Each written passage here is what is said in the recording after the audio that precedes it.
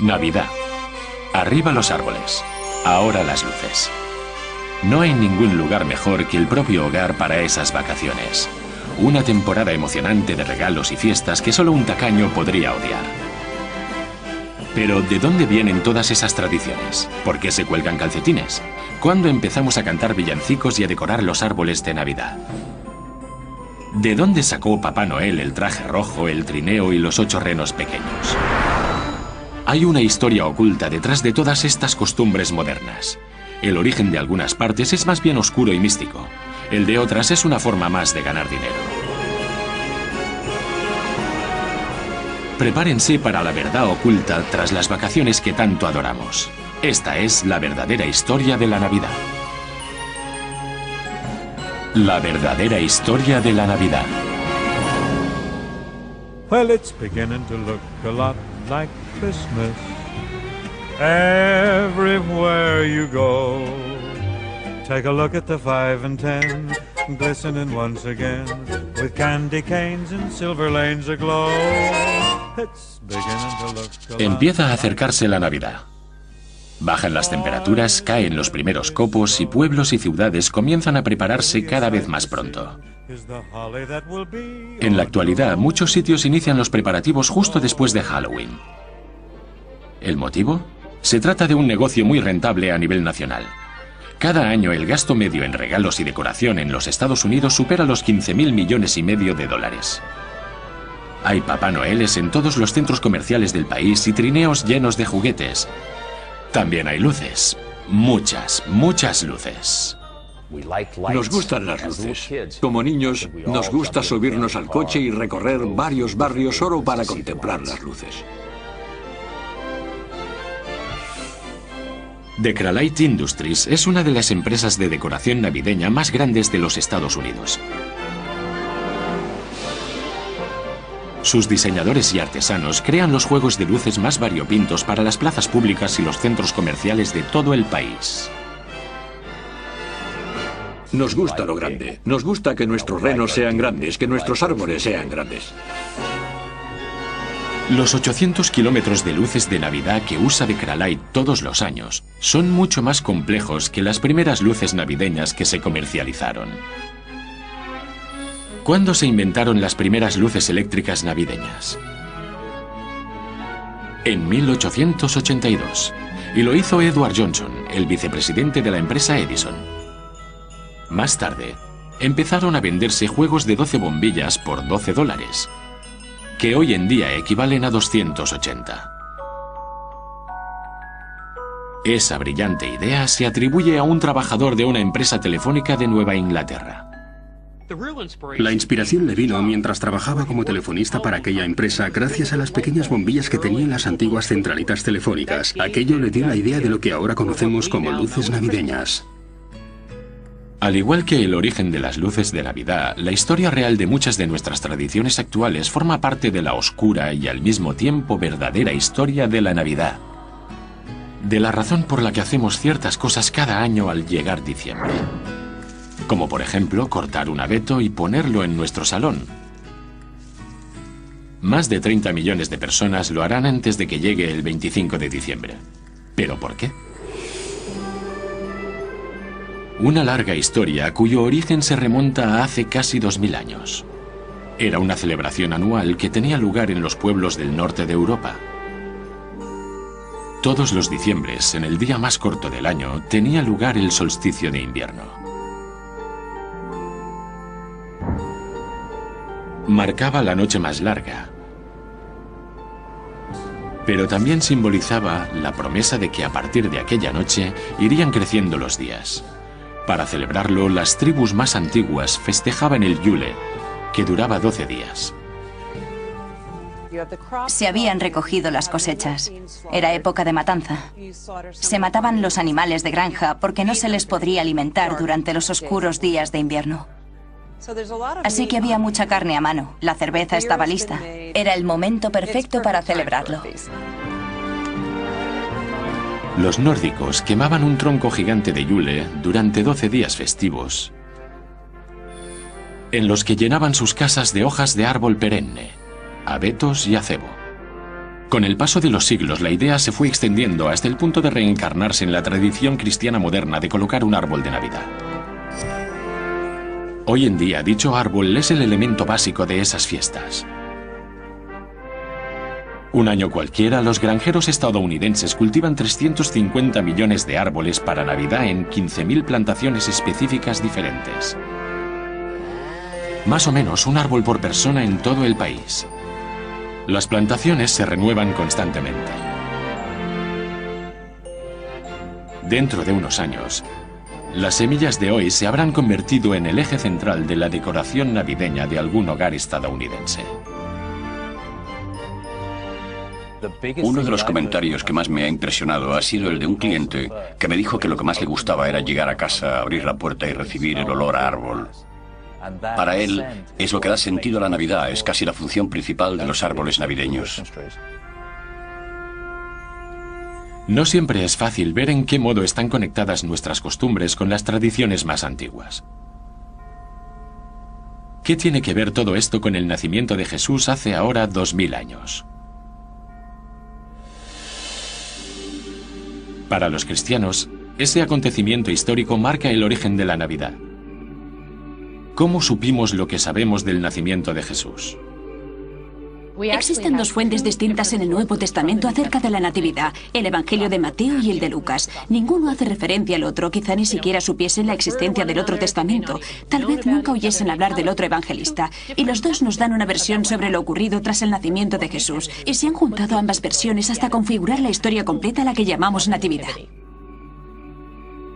El Evangelio de Mateo nos habla de la estrella de Belén y de los 3 reyes magos que llevaron regalos al recién nacido. En aquellos regalos había algo simbólico. Lo que llevaron fueron bienes preciosos para honrar a aquel niño tan humilde. Era un mensaje sobre el reconocimiento a quien, a pesar de su humilde nacimiento, un día sería rey. Es el primer ejemplo conocido de la donación de regalos en Navidad, aunque nadie dejó por escrito cuándo sucedió en realidad. Nadie sabe la fecha exacta del nacimiento de Jesús. Los primeros cristianos no celebraban los cumpleaños. Pero entonces, ¿cómo terminó Jesús celebrando su cumpleaños el 25 de diciembre?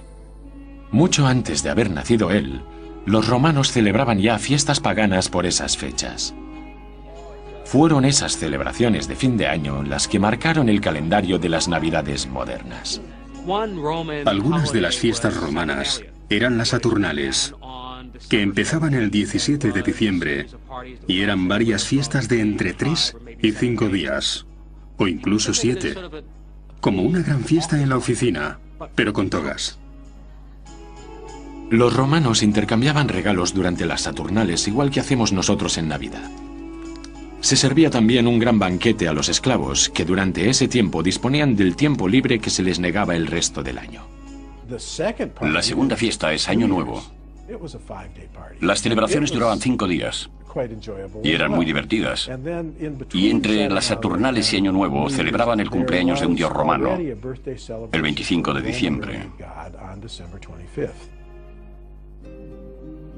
A aquel dios, Mitra, junto con otro dios, Sol Invictus, el Sol Invencible, se los honraba el 25 de diciembre. Como se trataba de una fecha muy próxima al solsticio de invierno, fecha que también celebran las tribus del norte de Europa, los romanos encendían hogueras y velas para echar atrás la oscuridad, origen de las modernas luces navideñas. El solsticio de invierno es el día más oscuro del año. Es aún de noche cuando te levantas y también está oscuro cuando te vas a la cama. Todo el mundo está deseando ver el sol. Todos los paganos del mundo celebraban esa noche larga. Pero en la religión de Roma se convirtió en la más importante del año. Cuando el cristianismo se convirtió en la religión oficial de Roma, en el siglo IV, los líderes decidieron absorber las tradiciones paganas en vez de prohibirlas. Por eso, al final, la Iglesia decidió honrar el cumpleaños de Jesús. Como fecha para tal acontecimiento, eligieron el solsticio de invierno, 25 de diciembre. A Jesucristo se le llama la luz del mundo por la asociación de su nacimiento con el solsticio de invierno. una fecha que festejaban muchas religiones diferentes y que ayuda a situar ese alumbramiento en el 25 de diciembre. Pero como la Iglesia seguía adoptando varias tradiciones antiguas, lo que resultó al final fueron dos experiencias navideñas diferentes, una religiosa y otra que lo es menos. En las iglesias, esta fiesta se celebraba con un grado de solemnidad muy alto. La gente se reunía, encendía velas y las celebraciones tenían lugar la víspera del día de Navidad.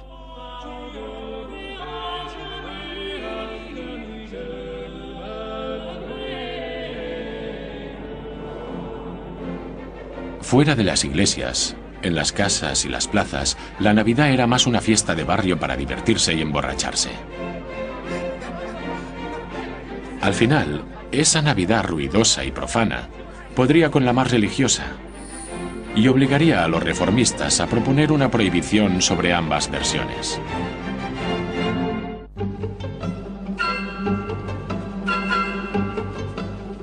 Puede que las luces y las decoraciones sean los reclamos de nuestra Navidad moderna, pero para los niños, la única necesidad real es un hombre superalegre de barba y con traje rojo. Más de 20 millones de niños estadounidenses visitan a Papá Noel cada Navidad, incluidos varios miles en el poblado de Santa Claus, un parque temático navideño de Nuevo Hampshire.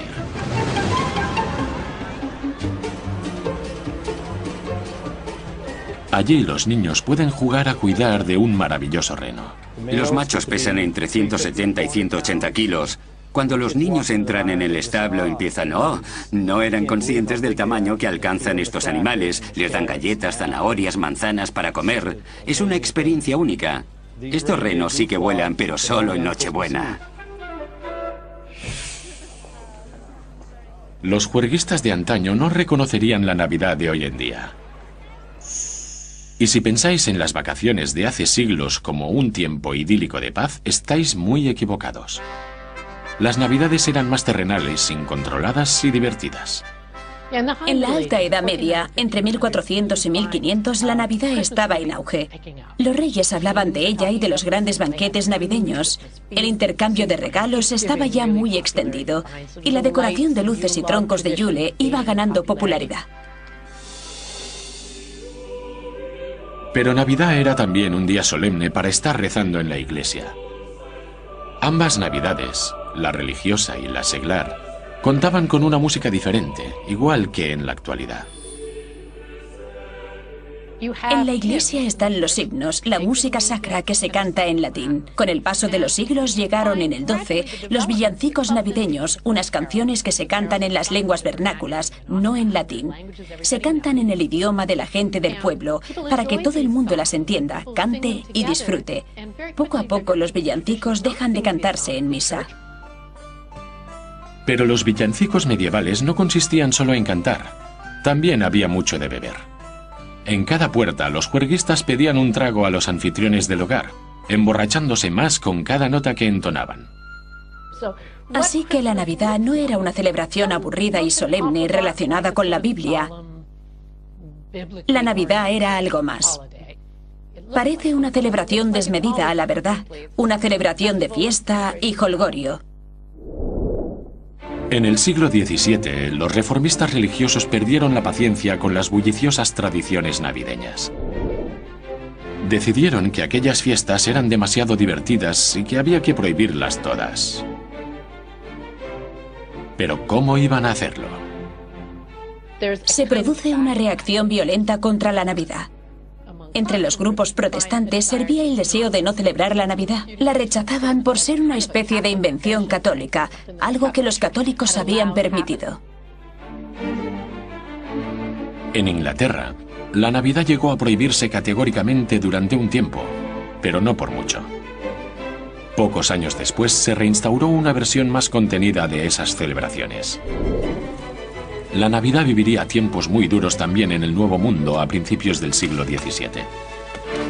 Los primeros colonos llegados de Inglaterra se mantenían suspicaces ante esas fiestas. Y cuando llegaron los europeos a América, la recién formada colonia puritana de Massachusetts, que no quería formar parte de la fiesta, prohibió la Navidad en 1659. Los puritanos de Nueva Inglaterra estaban al corriente de las asociaciones paganas dentro de la celebración del solsticio de invierno. Por eso quisieron evitar que lo relacionasen con semejante cosa. Un comentarista puritano dijo una vez que la Navidad era el naufragio de la castidad. Otro en Boston dijo que los hombres deshonraban más a Cristo en esos 12 días de Navidad que durante el resto del año. Las colonias empezaron a extenderse por la costa y los colonos de la región del Atlántico Medio eran mucho menos conservadores. A mediados del siglo XVIII, esos colonos habían adoptado ya muchas de las tradiciones navideñas europeas. Y todavía quedaban unos cuantos juerguistas a favor del ruidoso comportamiento del pasado. En Virginia, por ejemplo, mucha gente se juntaba a cenar con amigos. Y en los informes coloniales y del principio de la República se hace mención a una cena de Navidad que tuvo lugar en la casa de un caballero de Virginia, donde los vecinos se enfadaron y empezaron a llamar a la puerta con fuerza. Al salir el dueño, los vecinos gritaron lo típico de «Danos comida y bebida o te romperemos las ventanas a pedradas». Desde entonces se mantienen ambas tradiciones. A medida que Estados Unidos fue madurando, también lo hicieron las costumbres navideñas. Y los más acomodados iniciaron una cruzada contra las navidades pendencieras. Los americanos de clase media querían erradicar el bullicio de la Navidad, esa Navidad pública que se celebraba en la calle, y trasladarla al hogar, en su lugar. Estamos hablando de gente con propiedades, con miedo a perderlas. Tenían miedo a quedarse sin sus pertenencias, por eso querían poner fin a unas fiestas públicas, desmedidas y sin control. Querían que las celebraciones tuviesen lugar en el interior del hogar, que se centrasen en la familia, en la reunión privada, cada uno en su casa. Su esfuerzo pronto tuvo recompensa. Su deliberada intención se extendió como la espuma en la ciudad de Nueva York. Sus fundadores, los holandeses, adoraban las sencillas tradiciones navideñas del viejo mundo. Y un neoyorquino, profesor de profesión y con un don innato para la poesía, cambiaría la cara de la Navidad para siempre.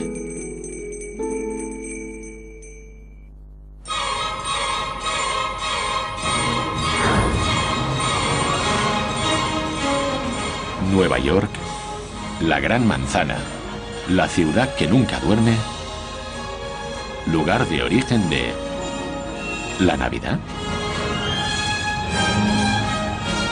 Es cierto, Nueva York ha dado forma a la Navidad seglar moderna que celebramos en la actualidad. Nueva York más que ninguna otra ciudad del mundo.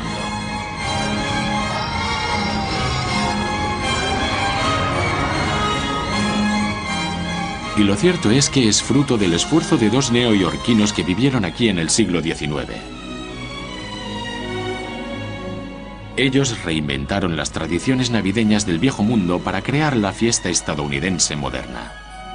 Ellos ayudaron a moldear la imagen del feliz San Nicolás.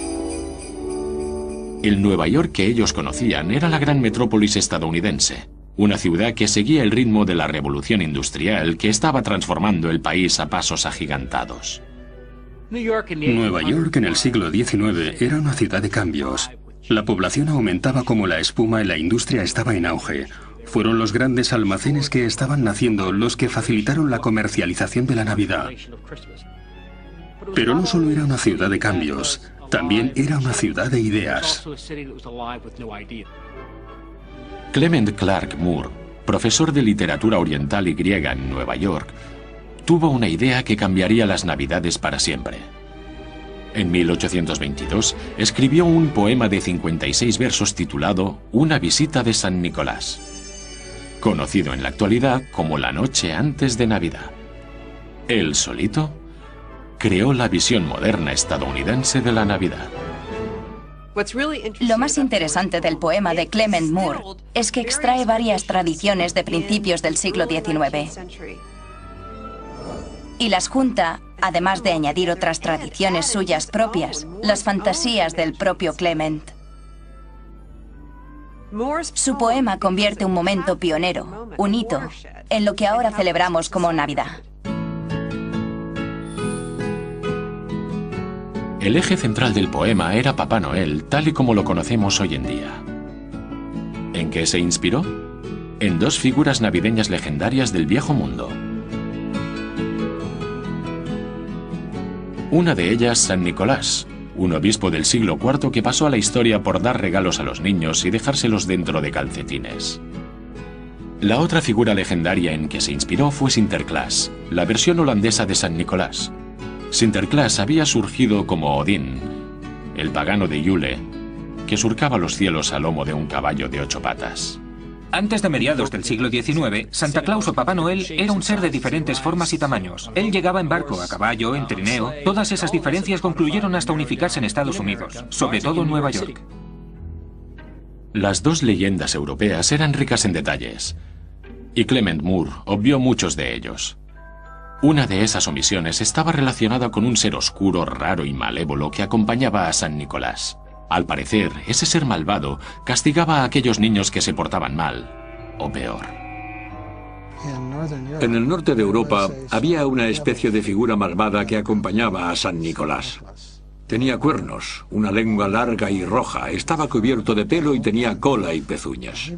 Aparecía justo después de San Nicolás y su presencia no auguraba nada bueno.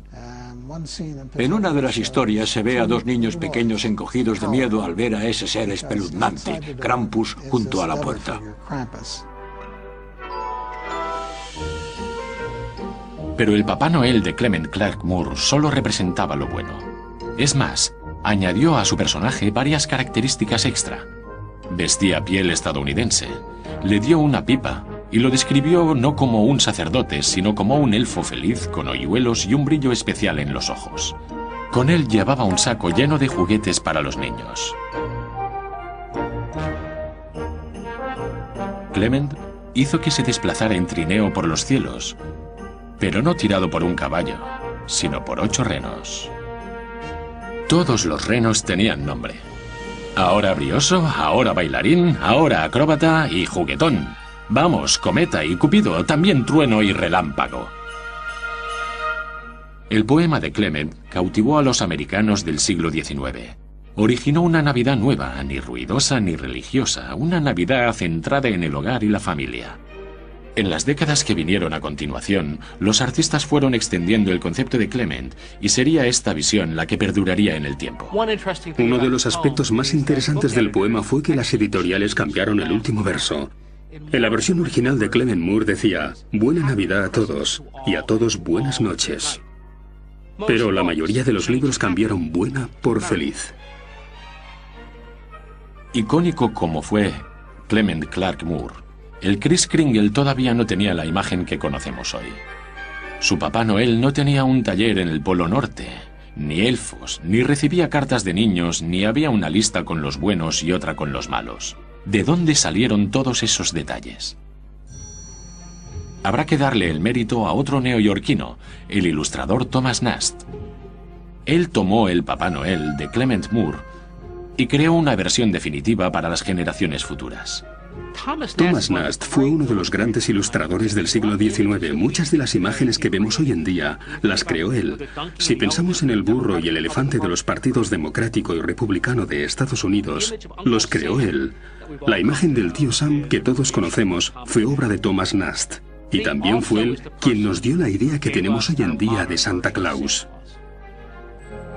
En 1862, una de las revistas estadounidenses más importantes, Harper Weekly, pidió a Thomas Nast que se encargase de las ilustraciones navideñas. Él transformó el viejo elfo feliz de Clement en alguien más alto y más grande. Así se convirtió en un abuelo de barba blanca y espesa, que es la imagen de persona rica del mundo victoriano. Llevaba un abrigo rojo con ribetes blancos, botas negras, un cinturón con hebilla y una pipa. La imagen que Thomas Nast dio a Santa Claus se volvió imborrable y con cada Navidad ganaba en detalles. Thomas lo hacía año tras año. Creaba cosas nuevas que todos asociábamos con Santa Claus. La lista de niños buenos y malos, la idea del Polo Norte, todo ello conformó el Papá Noel que conocemos. Una de las razones por las que en Estados Unidos adoran el Papá Noel de Thomas Nast y Clement Moore es que él primaba a la infancia. No hacía mucho que una nueva generación de niños había barrido la nación en nombre de la Revolución Industrial. Si volvemos la vista atrás, veremos que a principios del siglo XIX a los niños se los vestía como adultos y se esperaba de ellos que se comportaran como tales. Hacia mediados de siglo empezaron a cambiar las cosas y todo se volvió más hogareño. Los niños se convirtieron en el foco de atención de la sociedad victoriana eduardiana. Y a mediados del 19, el árbol de Navidad, una variación de aquella costumbre nórdica de meter en casa las hojas del pino y el abeto, se convirtió en la primera actividad navideña que se llevaba a cabo dentro del hogar. Todo gracias a una imagen. El 23 de diciembre de 1848, The Illustrated London News publicó una imagen de la joven reina Victoria y el príncipe Alberto con su familia, reunidos junto a un árbol de Navidad, algo muy tradicional en la Alemania del príncipe Alberto. Inglaterra se rindió a aquella imagen al instante. 2 años más tarde, la misma imagen de la reina Victoria y el príncipe Alberto apareció en una revista estadounidense muy popular, aunque con un par de cambios. Eliminaron la corona de la reina y el bigote del príncipe para que ambos pareciesen más americanos. Fue la manera de decirle a la clase media estadounidense que compraba la revista que merecía la pena hacer propia aquella tradición. El árbol de Navidad había llegado oficialmente a América. En 1856, el presidente Franklin Pierce colocó uno en la Casa Blanca. El retocado Papá Noel americano y una elaborada decoración en el árbol supusieron una transformación absoluta para la Navidad. Aquella fiesta que antes regían los más borrachos y ruidosos del lugar era ahora una fiesta familiar. Al alba del siglo XX, Papá Noel y la Navidad volverían a cambiar.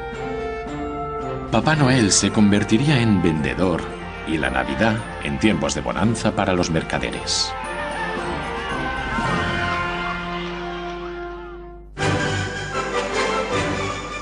Para 79 millones de compradores, la temporada navideña empieza el día después de Acción de Gracias, cuando suena el pistoletazo de salida del llamado Viernes Negro. Dicen que el Viernes Negro es el día más ajetreado en los centros comerciales y tiendas pequeñas, pero lo cierto es que no es verdad. En realidad, el día de mayores compras varía, aunque siempre cae cerca de Navidad, a mediados de diciembre. Por eso se decoran los centros comerciales y tiendas en general. Es una forma de afirmar que la Navidad está al caer. Además de mostrarse tan amables y voluntariosos como siempre, hacen ver que ha llegado el momento de empezar a comprar regalos. Pero ¿por qué se volvió una época tan comercial? ¿Y por qué hemos aceptado esa parte de la Navidad? A mediados del siglo XIX, la Navidad encontró su hogar en las tiendas y almacenes. Marcaba a los consumidores que faltaba poco para las vacaciones. El papel de regalo, las postales de Navidad, la decoración y, sobre todo, los juguetes. Estábamos en plena revolución industrial. El objetivo principal de aquella época consistía en crear muchas cosas baratas. Así surgió una clase media dispuesta a emplear el dinero del que disponía. Los comerciantes no tardaron en apropiarse de la imagen de Papá Noel. La primera vez que un centro comercial usó a Papá Noel para vender regalos fue en 1840. Papá Noel apareció en el anuncio de un centro comercial como ilustración. Su aspecto era el de un Santa Claus holandés bajando por una chimenea. En 1874, a partir de aquel momento, miles de empresas empezaron a usar la imagen de Papá Noel como reclamo. En algunas imágenes salía por una chimenea, en otras vendiendo carbón o, por ejemplo, vendiendo zapatos, cualquier cosa en realidad. En Estados Unidos ha sido vendedor casi desde el principio de sus tiempos. El tiempo pasaba y Papá Noel vendía más que productos. Promocionaba las Navidades y la nostalgia cálida de esas fechas. Durante las 2 guerras mundiales, él recordaba a los soldados por qué estaban luchando y ayudaba a las organizaciones caritativas a hablar de los más necesitados. Papá Noel vendió la idea de la Navidad como estación de paz y bondad hacia el prójimo. En 1940, el papel cada vez más amplio de Papá Noel como icono publicitario le dio un aspecto más unificado. El artista Norman Rockwell reinterpretó la imagen del traje rojo, la barba blanca y la donación de regalos que había establecido Thomas Nast. y lo adaptó al siglo XX. Las portadas de revistas de Norman y su imagen en las postales navideñas mostraban un Papá Noel grande y bonachón, y los demás siguieron su estela. Los Papá Noel que usaban en los centros comerciales también se empezaron a unificar. Cada vez era más rojo y blanco. Ayudaba a congelar la imagen, a hacerlo más jovial, con un aspecto de peluche más acorde a una imagen familiar. En 1939, mientras ilustradores como Norman Rockwell mejoraban el aspecto de Papá Noel, el escritor Robert May creaba un nuevo icono para la estampa navideña, un reno con nariz roja llamado Rudolph. La figura de Rudolph surgió para el centro comercial Montgomery Ward, en Chicago. Querían tener una especie de presentación, de muestra navideña, por decirlo de alguna manera. Por eso escribió un panfleto de 38 páginas en verso sobre aquel reno cariacontecido, al que al principio llamó Rolo, el reno de la nariz roja, aunque al final decidió darle un poco más de ritmo y lo rebautizó como Rudolph, que se convirtió en un éxito total. En 1949, el cuñado de Robert May, Johnny Marks, compuso música para las líneas que versaban sobre Rudolph. Escribió la canción y se la dio a Gene Autry. Y a Gene Autry no le gustó, ni siquiera quería grabarla. Pero su esposa dijo, no, es una canción muy buena, grábala. Rudolph the red-nosed reindeer had a very shiny nose, and if you ever saw it, you would even say it glows. Gene Autry terminó por acceder a grabar la canción, pero solo en la cara B de uno de sus discos. No importó porque Rudolph se convirtió en el mayor éxito de toda su carrera. Hace más de 60 años que se canta sin parar esa historia de un reno triste que al final pasó a la historia. Es el ejemplo perfecto de una persona que no se sentía aceptada, pero que, después de aguantar las burlas de los demás, termina por convertirse en un héroe. ¿No es lo que queremos todos? Pues normal que la canción prosperara. Rudolph, el reno de la nariz roja, se ha convertido en una de las canciones más famosas de todos los tiempos, aunque sea una canción infantil. Rudolph the red-nosed reindeer, you'll go down in history. Por aquella época surgió también otra canción destinada a la inmortalidad, pero pensada más para adultos. La escribió Irving Berlin y la cantaba Bing Crosby. Se convertiría en el villancico por excelencia, Blanca Navidad. Blanca Navidad se compuso para una película de 1942 titulada 15 días de placer. Bing Crosby es el protagonista que nos muestra las diferentes festividades estadounidenses, entre ellas la Navidad. I'm dreaming of a white Christmas, just like the ones I used to know. Al principio, la canción no cautivó. Era la primavera de 1942 y acabábamos de entrar en guerra. Pero al llegar el otoño, entonces sí, Estados Unidos está a punto de cumplir el primer año de guerra y cientos de miles, casi millones de soldados, pasarán las primeras navidades lejos de su hogar y su familia. Es en ese momento cuando la canción llega al corazón de todos ellos y los invade la nostalgia. Las ventas del disco se disparan en octubre, noviembre y diciembre de 1942.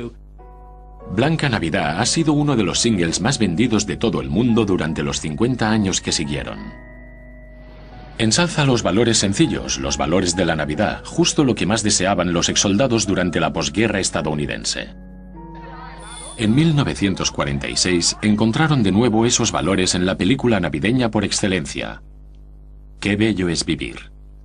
Qué bello es vivir surgió como una historia corta titulada El mejor regalo de Philip Van Doren Stern, que terminó en las manos de Frank Capra. Este último acababa de regresar de la Segunda Guerra Mundial, donde había grabado la serie ¿Por qué luchamos?, varios episodios de propaganda sobre el ejército estadounidense.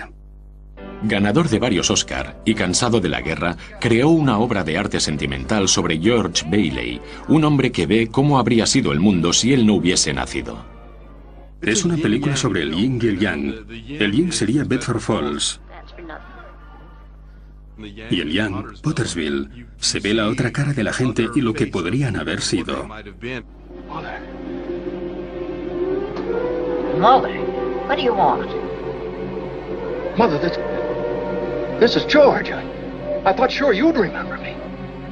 Años después de su estreno, Qué bello es vivir recibió el reconocimiento de generaciones más jóvenes gracias a la televisión. Se emitió una y otra vez año tras año, hasta convertirse en una costumbre navideña más, muy querida, y que subraya la comodidad de los rituales y la tradición. My big brother George, the richest man in town. El éxito de Qué bello es vivir demostró que la Navidad y la televisión eran una combinación explosiva. En la década de los 60, los animadores trabajaron duro para ofrecer especiales destinados a entrar a formar parte de la tradición. Uno de esos especiales navideños que se suponía iba a ser un fracaso absoluto se convirtió, sin embargo, en un clásico.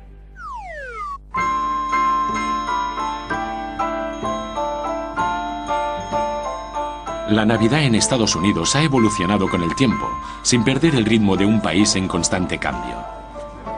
Aún así, en la era moderna, la Navidad sigue siendo una fiesta para celebrar en familia, llena de nostalgia y recuerdos de infancia. Podemos revivir nuestra infancia, aquel tiempo de inocencia previo a una madurez agria y cínica. Cuando somos pequeños vemos el mundo de otra forma. Somos más generosos, más amables, queremos más. Y nunca es tarde. Por eso nos gusta mirar atrás y regresar a aquella forma de ser. El poder de la Navidad para repartir alegría y potenciar los recuerdos creció proporcionalmente al de una institución que equiparaba a los niños con la propia celebración: la televisión. En la década de los 60, los más pequeños disfrutaban de la época dorada de la programación navideña. Fue la época dorada de los especiales navideños. Empezaron a mediados de los 60 y duraron casi una década. Eran especiales dedicados a los niños, aunque sofisticados como para entretener también a los adultos presentes. El primero de aquellos especiales navideños debutó en la televisión en 1962. Cuento de Navidad de Mr. Magoo. Se trataba de una versión de la famosa historia de Charles Dickens. Si lo pensamos bien, es una combinación extraña eso de poner al señor Magoo en un cuento de Navidad. Es un personaje cómico que desempeña un papel dramático dentro de la literatura clásica. Christmas! Ha! Bah, humbug! Merry Christmas! Out upon Merry Christmas! If I could work my will, every fool who goes about with Merry Christmas on his lips should be boiled with his own pudding and buried with a stake of holly through his heart. Bah! Humbug! Es probablemente una de las mejores versiones de un cuento de Navidad. Tras el cuento de Navidad del señor Magoo, llegaron una serie de especiales de dibujos animados destinados a emitirse una Navidad tras otra. Rudolf, el reno de la nariz roja. Frosty, el muñeco de nieve. Santa Claus viene a la ciudad.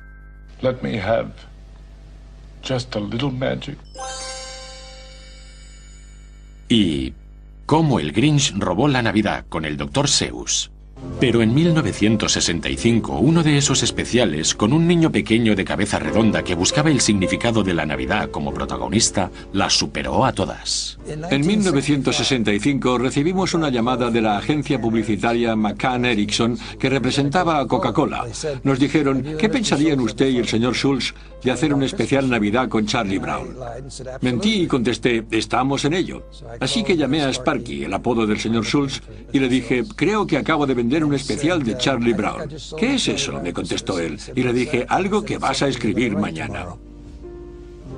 Mendelssohn y el animador Bill Melendez tuvieron que crear un especial animado de 30 minutos en solo 6 meses.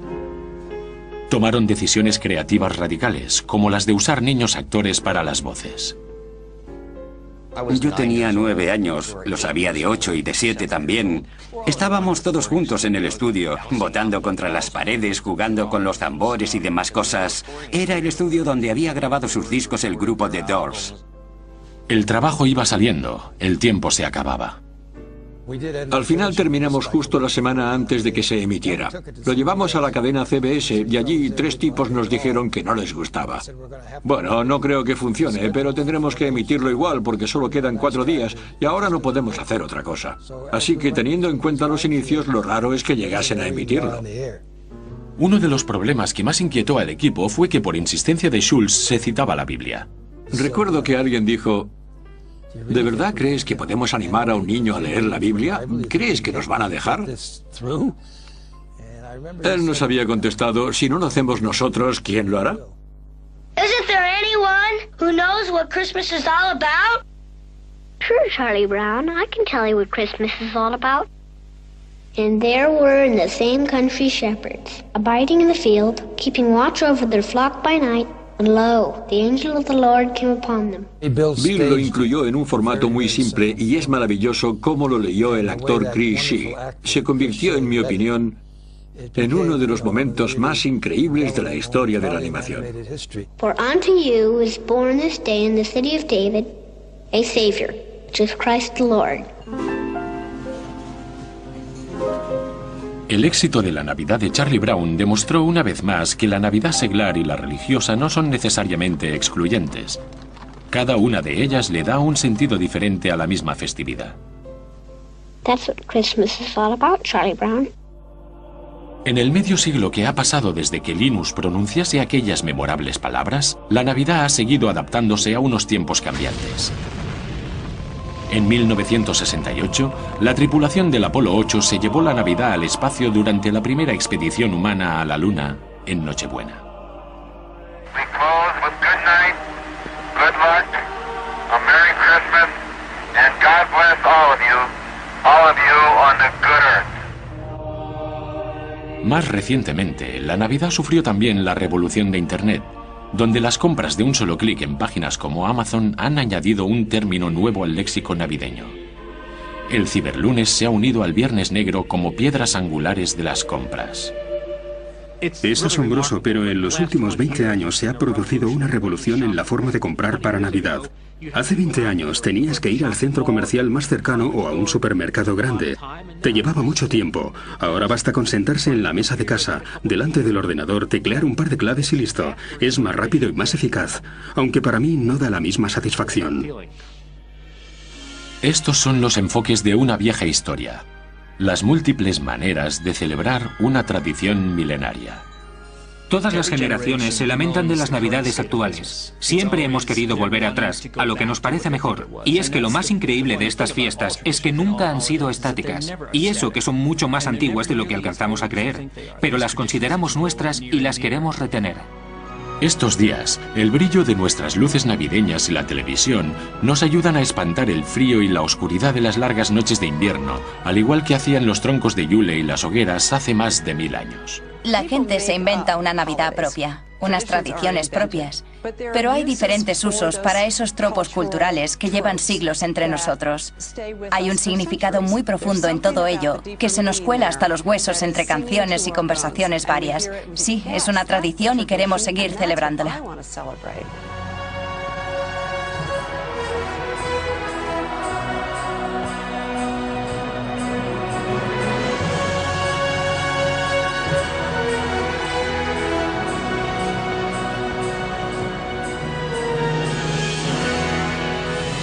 No somos capaces de recordar cuándo empezó el ser humano a rodearse de verde y encender velas por Navidad, ni a dejar colgados los calcetines o cantar villancicos, en la iglesia y en la calle.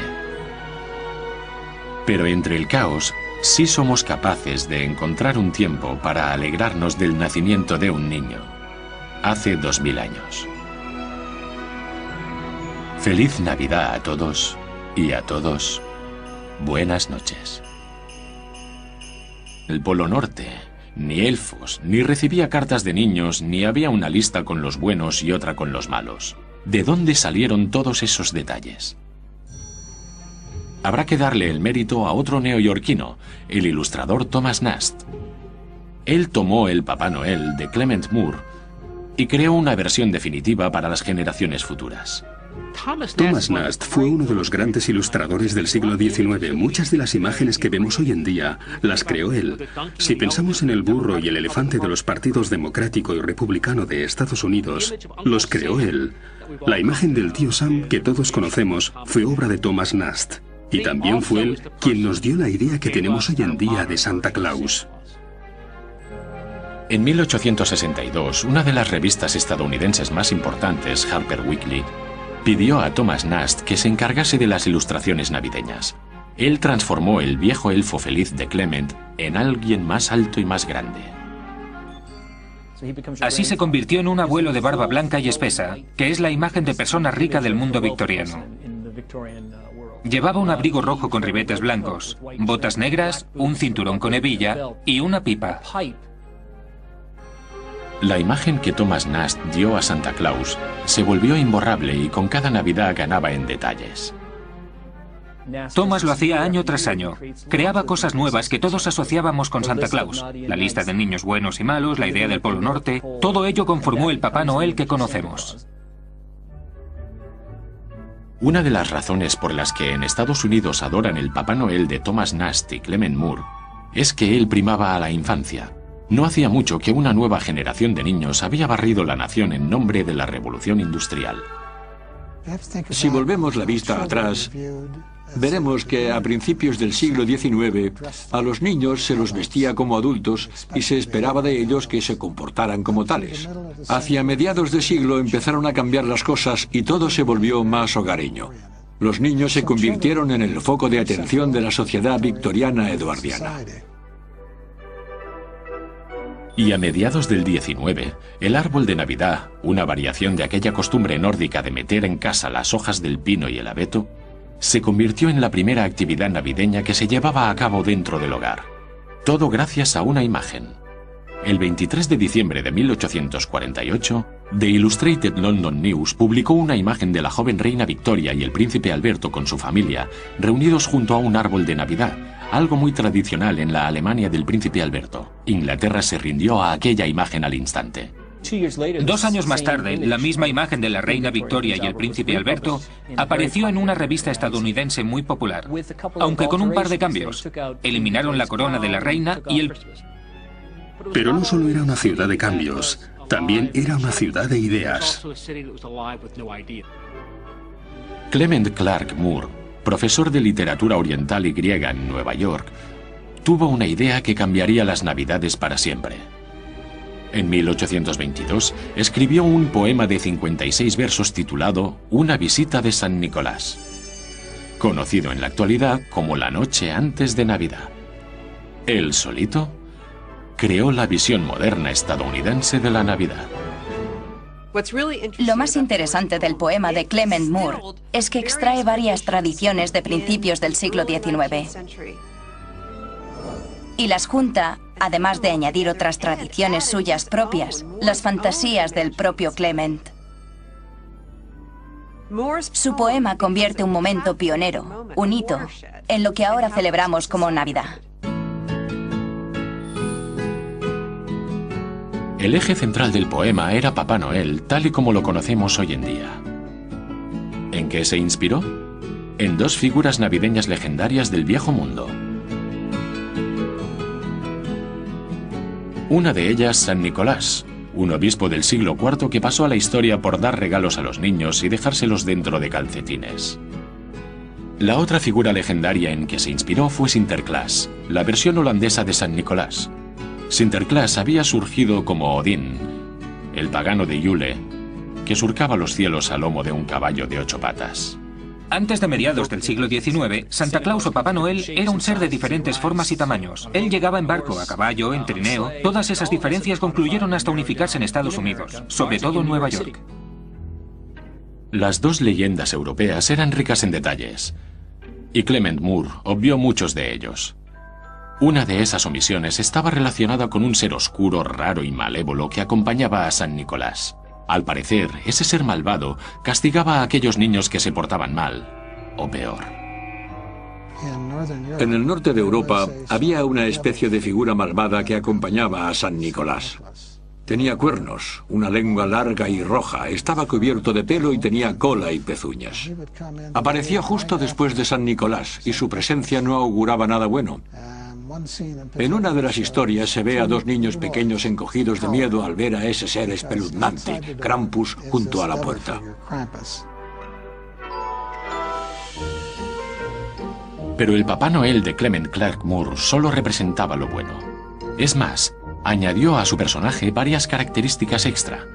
Vestía piel estadounidense, le dio una pipa y lo describió no como un sacerdote, sino como un elfo feliz con hoyuelos y un brillo especial en los ojos.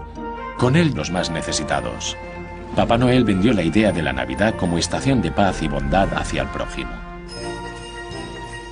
En 1940, el papel cada vez más amplio de Papá Noel como icono publicitario le dio un aspecto más unificado.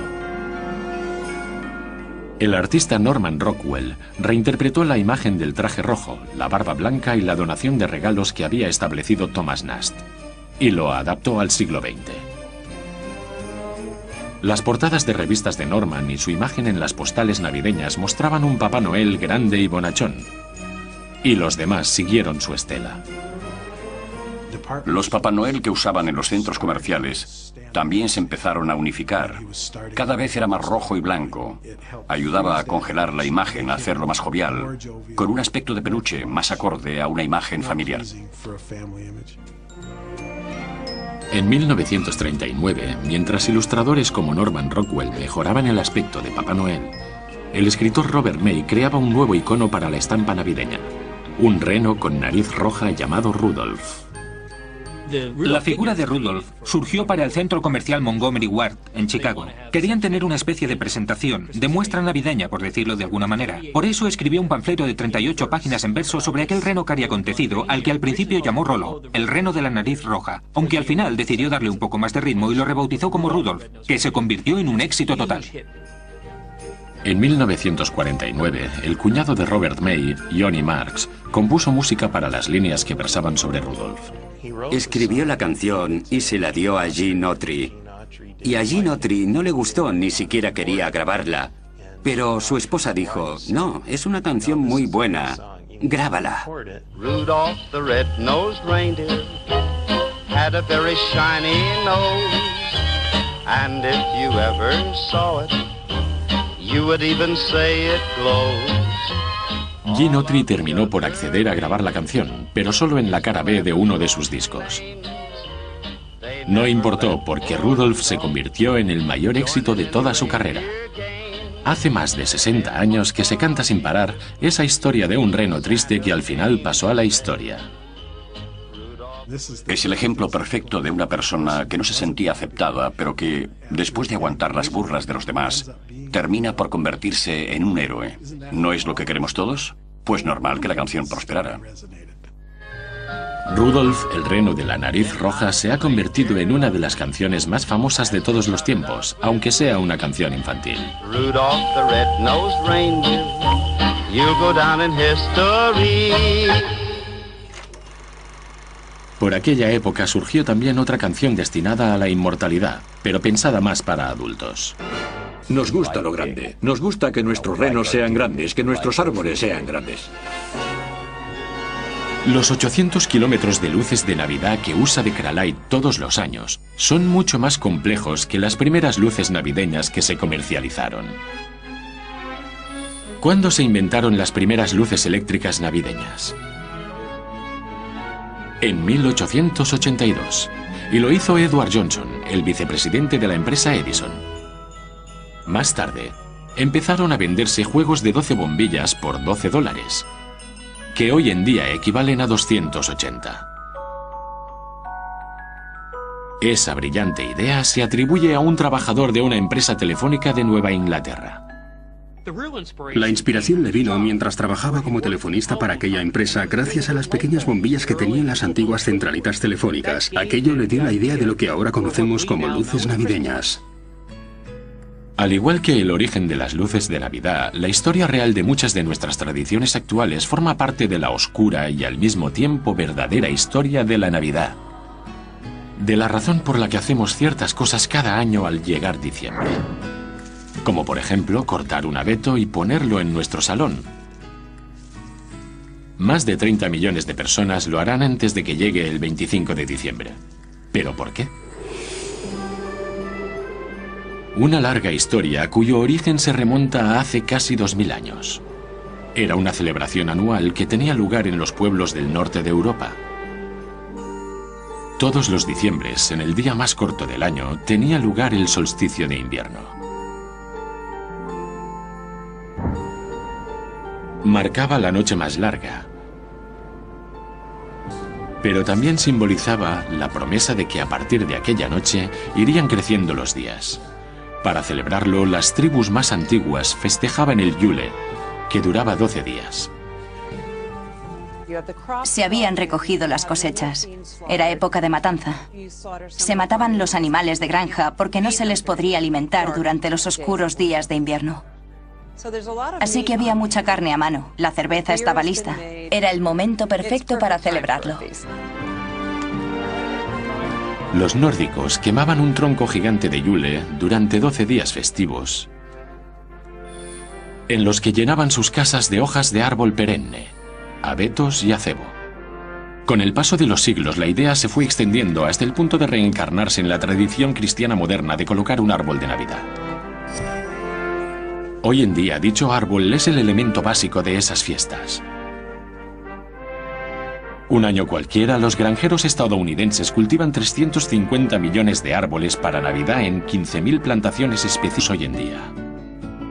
¿En qué se inspiró? En dos figuras navideñas legendarias del viejo mundo. Una de ellas, San Nicolás, un obispo del siglo IV que pasó a la historia por dar regalos a los niños y dejárselos dentro de calcetines. La otra figura legendaria en que se inspiró fue Sinterklaas, la versión holandesa de San Nicolás. Sinterklaas había surgido como Odín, el pagano de Yule, que surcaba los cielos a lomo de un caballo de 8 patas. Antes de mediados del siglo XIX, Santa Claus o Papá Noel era un ser de diferentes formas y tamaños. Él llegaba en barco, a caballo, en trineo. Todas esas diferencias concluyeron hasta unificarse en Estados Unidos, sobre todo en Nueva York. Las dos leyendas europeas eran ricas en detalles, y Clement Moore obvió muchos de ellos. Una de esas omisiones estaba relacionada con un ser oscuro, raro y malévolo que acompañaba a San Nicolás. Al parecer, ese ser malvado castigaba a aquellos niños que se portaban mal, o peor. En el norte de Europa había una especie de figura malvada que acompañaba a San Nicolás. Tenía cuernos, una lengua larga y roja, estaba cubierto de pelo y tenía cola y pezuñas. Aparecía justo después de San Nicolás y su presencia no auguraba nada bueno. En una de las historias se ve a dos niños pequeños encogidos de miedo al ver a ese ser espeluznante, Krampus, junto a la puerta. Pero el Papá Noel de Clement Clarke Moore solo representaba lo bueno. Es más, añadió a su personaje varias características extra. Vestía piel estadounidense, le dio una pipa y lo describió no como un sacerdote, sino como un elfo feliz con hoyuelos y un brillo especial en los ojos. Con él llevaba un saco lleno de juguetes para los niños. Clement hizo que se desplazara en trineo por los cielos, pero no tirado por un caballo, sino por 8 renos. Todos los renos tenían nombre. Ahora brioso, ahora bailarín, ahora acróbata y juguetón. Vamos, cometa y cupido, también trueno y relámpago. El poema de Clement cautivó a los americanos del siglo XIX. Originó una Navidad nueva, ni ruidosa ni religiosa, una Navidad centrada en el hogar y la familia. En las décadas que vinieron a continuación, los artistas fueron extendiendo el concepto de Clement y sería esta visión la que perduraría en el tiempo. Uno de los aspectos más interesantes del poema fue que las editoriales cambiaron el último verso. En la versión original de Clement Moore decía: Buena Navidad a todos, y a todos buenas noches. Pero la mayoría de los libros cambiaron buena por feliz. Icónico como fue Clement. Esta fiesta se celebraba con un grado de solemnidad muy alto. La gente se reunía, encendía velas, y las celebraciones tenían lugar la víspera del día de Navidad.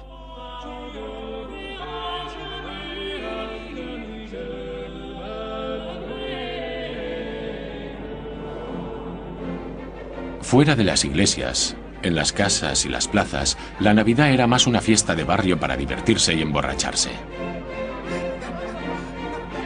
Al final, esa Navidad ruidosa y profana podría con la más religiosa y obligaría a los reformistas a proponer una prohibición sobre ambas versiones.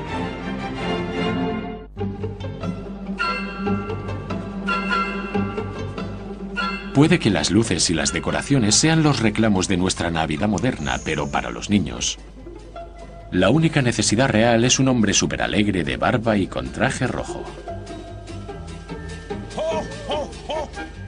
Más de 20 millones de niños estadounidenses visitan a Papá Noel cada Navidad, incluidos varios miles en el poblado de Santa Claus, un parque temático navideño de Nuevo Hampshire.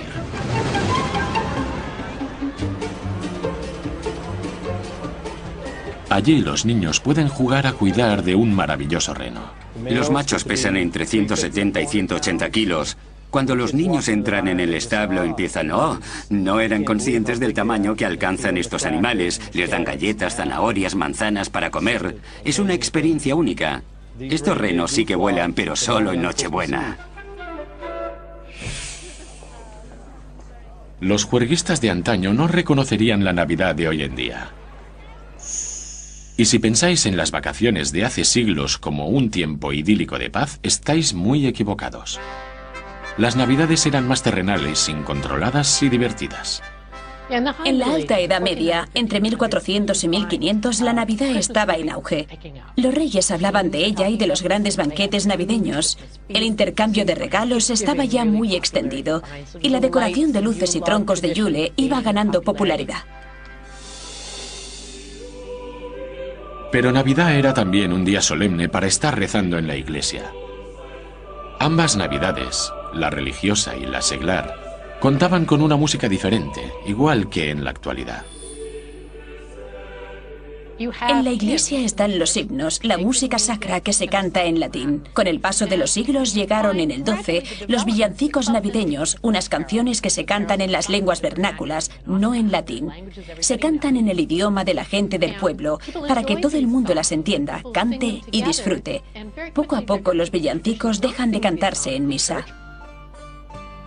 Pero los villancicos medievales no consistían solo en cantar a quien, a pesar de su humilde nacimiento, un día sería rey. Es el primer ejemplo conocido de la donación de regalos en Navidad, aunque nadie dejó por escrito cuándo sucedió en realidad. Nadie sabe la fecha exacta del nacimiento de Jesús. Los primeros cristianos no celebraban los cumpleaños. Pero entonces, ¿cómo terminó Jesús celebrando su cumpleaños el 25 de diciembre? Mucho antes de haber nacido él, los romanos celebraban ya fiestas paganas por esas fechas. Fueron esas celebraciones de fin de año las que marcaron el calendario de las Navidades modernas. Algunas de las fiestas romanas eran las Saturnales, que empezaban el 17 de diciembre y eran varias fiestas de entre 3 y 5 días. O incluso 7, como una gran fiesta en la oficina, pero con togas. Los romanos intercambiaban regalos durante las Saturnales, igual que hacemos nosotros en Navidad. Se servía también un gran banquete a los esclavos, que durante ese tiempo disponían del tiempo libre que se les negaba el resto del año. La segunda fiesta es Año Nuevo. Las celebraciones duraban 5 días. Y eran muy divertidas. Y entre las Saturnales y Año Nuevo celebraban el cumpleaños de un dios romano, el 25 de diciembre. A aquel dios, Mitra, junto con otro dios, Sol Invictus, el Sol Invencible, se los honraba el 25 de diciembre. Como se trataba de una fecha muy próxima al solsticio de invierno, fecha que también celebran las tribus del norte de Europa, los romanos encendían hogueras y velas para echar atrás la oscuridad, origen de las modernas luces navideñas. El solsticio de invierno es el día más oscuro del año. Es aún de noche cuando te levantas y también está oscuro cuando te vas a la cama. Todo el mundo está deseando ver el sol. Todos los paganos del mundo celebraban esa noche larga. Pero en la religión de Roma se convirtió en la más importante del año. Cuando el cristianismo se convirtió en la religión oficial de Roma, en el siglo IV, los líderes decidieron absorber las tradiciones paganas en vez de prohibirlas. Por eso, al final, la Iglesia decidió honrar el cumpleaños de Jesús. Como fecha para tal acontecimiento, eligieron el solsticio de invierno, 25 de diciembre. A Jesucristo se le llama la luz del mundo por la asociación de su nacimiento con el solsticio de invierno. Una fecha que festejaban muchas religiones diferentes y que ayuda a situar ese alumbramiento en el 25 de diciembre. Pero como la Iglesia seguía adoptando varias tradiciones antiguas, lo que resultó al final fueron dos experiencias. Pero entonces, ¿cómo terminó Jesús celebrando su cumpleaños el 25 de diciembre? Mucho antes de haber nacido él, los romanos celebraban ya fiestas paganas por esas fechas. Fueron esas celebraciones de fin de año las que marcaron el calendario de las Navidades modernas. Algunas de las fiestas romanas eran las Saturnales, que empezaban el 17 de diciembre y eran varias fiestas de entre 3 y 5 días, o incluso 7, como una gran fiesta en la oficina, pero con togas. Los romanos intercambiaban regalos durante las Saturnales, igual que hacemos nosotros en Navidad. Se servía también un gran banquete a los esclavos, que durante ese tiempo disponían del tiempo libre que se les negaba el resto del año. La segunda fiesta es Año Nuevo. Las celebraciones duraban 5 días y eran muy divertidas. Y entre las Saturnales y Año Nuevo celebraban el cumpleaños de un dios romano, el 25 de diciembre. A aquel dios, Mitra, junto con otro dios, Sol Invictus, el Sol Invencible, se los honraba el 25 de diciembre. Como se trataba de una fecha muy próxima al solsticio de invierno, fecha que también celebran las tribus del norte de Europa, los romanos encendían hogueras y velas para echar atrás la oscuridad, origen de las modernas luces navideñas. El solsticio de invierno es el día más oscuro del año. Es aún de noche cuando te levantas y también está oscuro cuando te vas a la cama. Todo el mundo está deseando ver el sol. Todos los paganos del mundo celebraban esa noche larga. Pero en la religión de Roma se convirtió en la más importante del año. Cuando el cristianismo se convirtió en la religión oficial de Roma, en el siglo IV, los líderes decidieron absorber las tradiciones paganas en vez de prohibirlas. Por eso, al final, la Iglesia decidió honrar el cumpleaños de Jesús. Como fecha para tal acontecimiento, eligieron el solsticio de invierno, 25 de diciembre. A Jesucristo se le llama la luz del mundo por la asociación de su nacimiento con el solsticio de invierno. Una fecha que festejaban muchas religiones diferentes y que ayuda a situar ese alumbramiento en el 25 de diciembre. Pero como la Iglesia seguía adoptando varias tradiciones antiguas, lo que resultó al final fueron dos experiencias navideñas diferentes, una religiosa y otra que lo es menos. En las iglesias, esta fiesta se celebraba con un grado de solemnidad muy alto. La gente se reunía, encendía velas y las celebraciones tenían lugar la víspera del día de Navidad.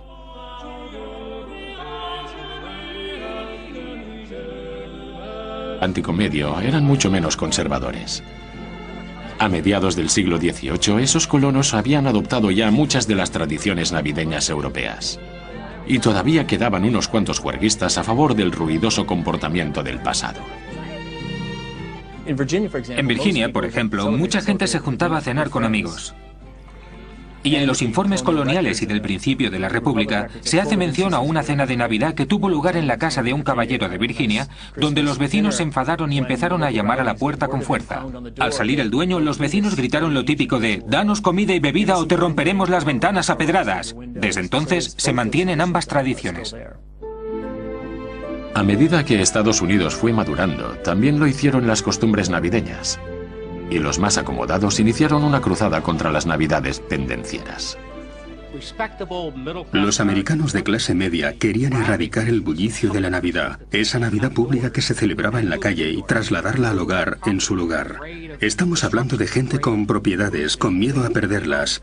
Tenían miedo a quedarse sin sus pertenencias, por eso querían poner fin a unas fiestas públicas, desmedidas y sin control.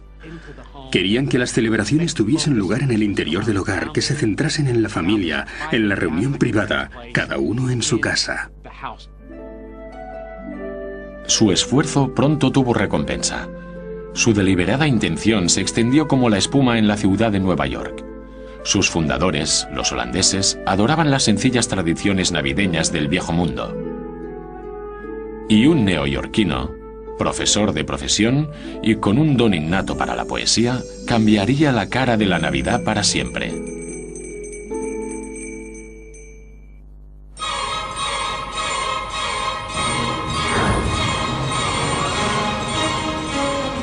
Nueva York, la Gran Manzana, la ciudad que nunca duerme, lugar de origen de la Navidad.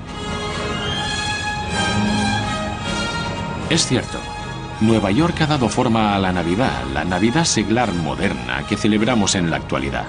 Nueva York más que ninguna otra ciudad del mundo.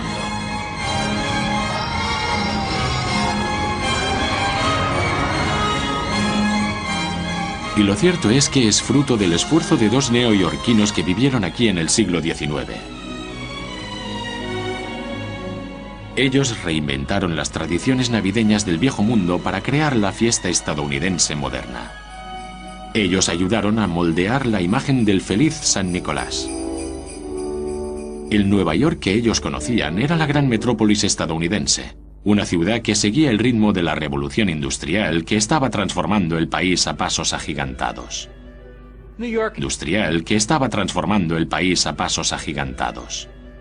Nueva York en el siglo XIX era una ciudad de cambios. La población aumentaba como la espuma y la industria estaba en auge. Fueron los grandes almacenes que estaban naciendo los que facilitaron la comercialización de la Navidad. Pero no solo era una ciudad de cambios, también era una ciudad de ideas. Clement Clark Moore, profesor de literatura oriental y griega en Nueva York, tuvo una idea que cambiaría las Navidades para siempre. En 1822 escribió un poema de 56 versos titulado Una visita de San Nicolás, conocido en la actualidad como La noche antes de Navidad. Él solito creó la visión moderna estadounidense de la Navidad. Lo más interesante del poema de Clement Moore es que extrae varias tradiciones de principios del siglo XIX y las junta, además de añadir otras tradiciones suyas propias, las fantasías del propio Clement. Su poema convierte un momento pionero, un hito, en lo que ahora celebramos como Navidad. El eje central del poema era Papá Noel, tal y como lo conocemos hoy en día. ¿En qué se inspiró? En dos figuras navideñas legendarias del viejo mundo.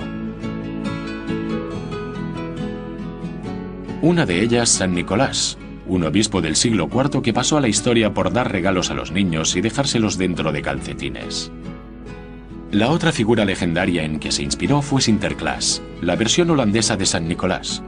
Sinterklaas había surgido como Odín, el pagano de Yule, que surcaba los cielos a lomo de un caballo de 8 patas.